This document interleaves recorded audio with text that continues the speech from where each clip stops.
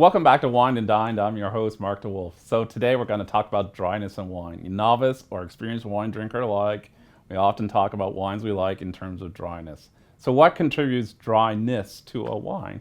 Well, for red wines, it's a combination of bitterness and acidity, and that bitterness coming from tannin being naturally present in grape skins and oak. For white wines, where they don't have as much skin contact or any skin contact, it's really talking about acidity.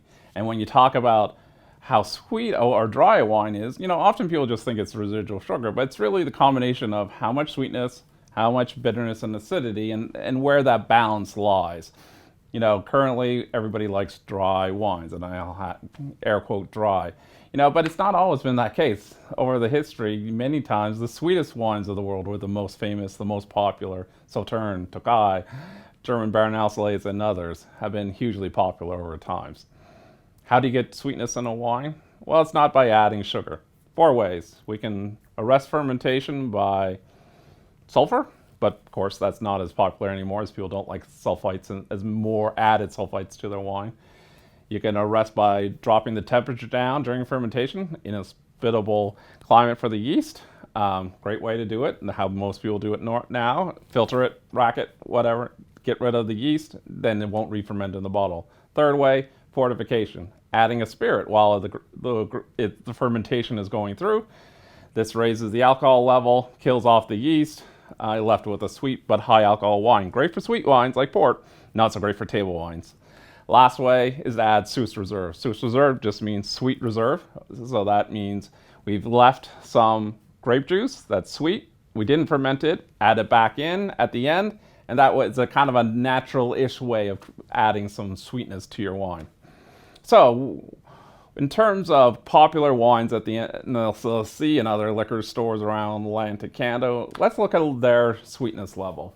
So, Kim Crawford Sauvignon Blanc, the most popular Sauvignon Blanc from New Zealand.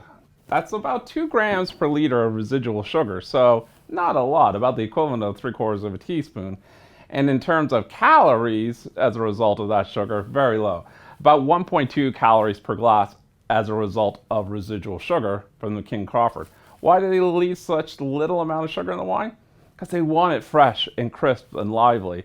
So that's indicative of Sauvignon Blanc, so that's kind of stylistically a great way to go as a winemaker. Now, a really popular red wine in the market is Apothic Red. 15 grams per liter of residual sugar. So we're talking about now about 1.5 tablespoons of sugar, or about 9 calories as a result of that sugar per glass of wine. Why do they leave so much in what is a dry wine? Well, that sweetness kind of amplifies the fruitiness of the wine. So that's one of the things that people love about Apothic Red is its rich fruit character. And the little bit of sweetness they leave in it just amplifies it and exaggerates that. Finally, a hugely popular wine here in Nova Scotia and throughout Atlantic Canada is Nova 7 by Benjamin Bridge. So this wine registers in about 42 grams per liter of residual sugar. And that sounds like lots. It's about the equivalent of 1/3 a cup of sugar and about 25 calories per glass as a result of the sugar. But it's not as sweet as people think. You would think for 42 grams per liter. It's because we have such acidity. So the winemakers are trying to strive for balance in the wine. It's lovely, pretty aromatics, this wine. So you expect a little bit of sweetness, and they're trying to find that right balance. Winemakers don't do this without a purpose. It's not, they're doing it to create balance and deliver on the character they want to deliver in a wine. So when you have dietary restrictions or you want to limit your calorie intake, well, worth looking on the winery's website or to other resources to see how much sugar is in that wine. It may be more or less than you think. And just be aware that, when wines are labeled dry, off dry, medium dry, it's a bit relative, it's a bit subjective. So the best course of action, if you're concerned, is to investigate a little more. So come back and we'll do another tips in really soon.